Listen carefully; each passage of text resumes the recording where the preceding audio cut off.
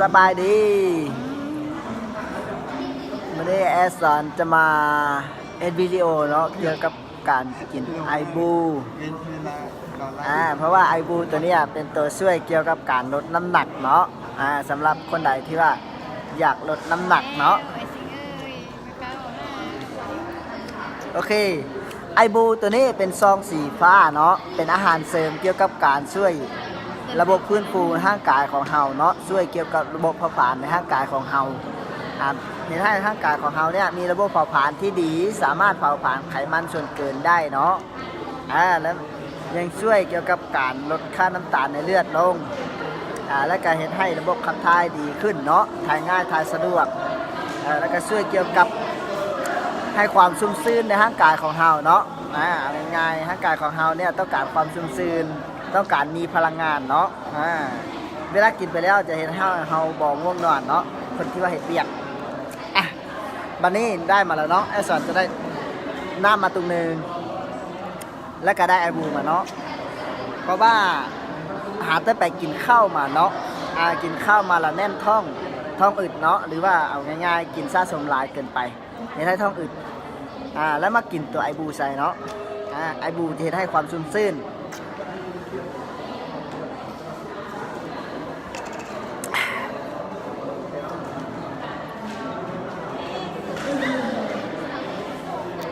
สีกตรงนี้เนาะสีกสิเลยมันจะมีหัวสีกอยู่นี่เนาะเนี่ยสีกแล้วครับกระเพาะเลย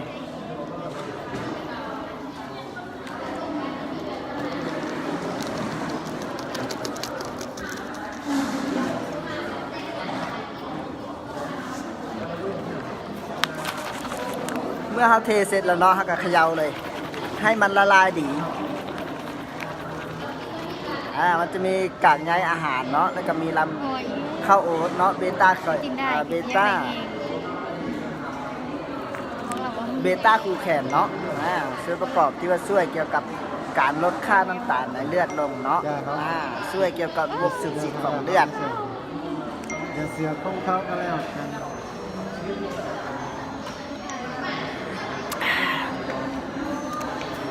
ตัวนี้เนาะเพราะว่าแอสซอนเนี่ยการลดน้ำหนักจากตัวไอบูนเนาะ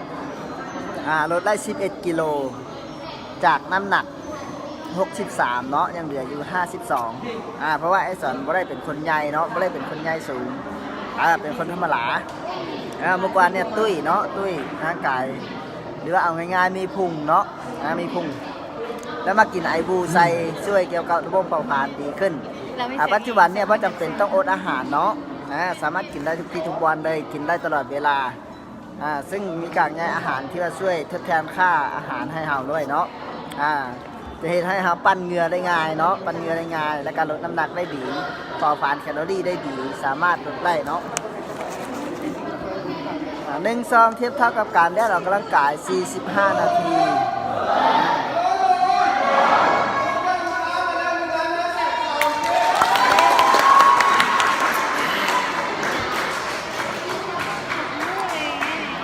แล้วเนาะสำหรับคนใดที่ว่าอยากลดน้ำหนักก็อย่าลืมเอาไปกินเนาะ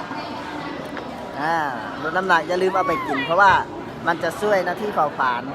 ระบบเผาผลาญของเราให้ได้เผาผลาญไขมันได้ดีสามารถลดน้ำหนักได้โดยบ่จำเป็นต้องอดอาหารและยังช่วยเกี่ยวกับการฟื้นฟูบำรุงสมองของเราเนาะให้ได้สมองของเราสดชื่นคนที่ว่าเหงานอนง่วงนอนเนาะมักอาหารนอนตอนกลางเว้นเนี่ยกินไอบูไซจะเห็นให้มีความชุ่มชื่นขึ้นมีพลังงานเนาะและก็คนใดที่ว่าออกกำลังกายอยากให้ออกกำลังกายได้หลายขึ้นเนาะเพราะว่าปกตินี่ออกกำลังกาย30 นาทีก็เมื่อยเมื่อแห้งละเฮากินไอบูไซจะเห็นให้เฮาออกกำลังกายได้2 หรือว่า3 นาที3 เท่าเลยเนาะเอาง่ายๆเป็นชั่วโมงเลยแหละแต่ว่าร่างกายของเราจะบ่เมื่อยเนาะในการเผาผลาญไขมันของเราจะเพิ่มขึ้นและการลดน้ำหนักของเขาจะลดได้ไวเนาะเนาะสำหรับคนที่อยากลดน้ำหนักกับแอร์สอนเนี้ยแบบแอร์สอนเนี้ยอยากลดแบบแอร์สอนเนี้ยกินไอบูไซเพราะว่าแอร์สอนกินทุกมื้อเลยเนาะ